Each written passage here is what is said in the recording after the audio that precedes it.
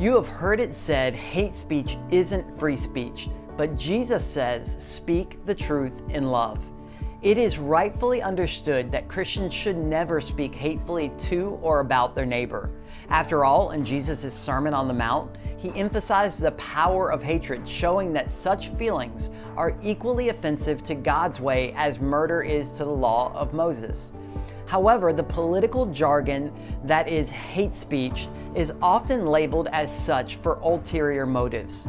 After all, the idea that humanity has to bow the knee to an exterior source of truth is deeply offensive to those who believe there to be no real truth at all.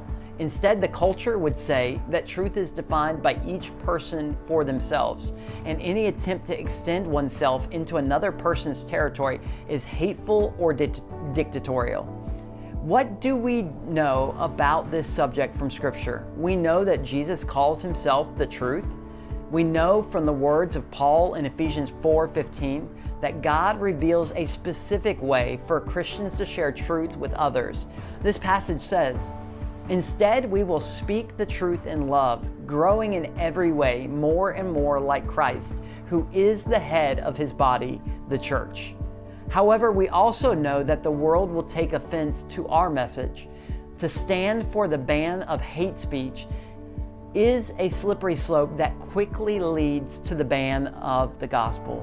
Free speech is necessary if the gospel is to continue to spread legally, and the gospel is necessary if the people of America are to continue to champion free speech. You have heard it said, hate speech isn't free speech, but Jesus says, speak the truth in love.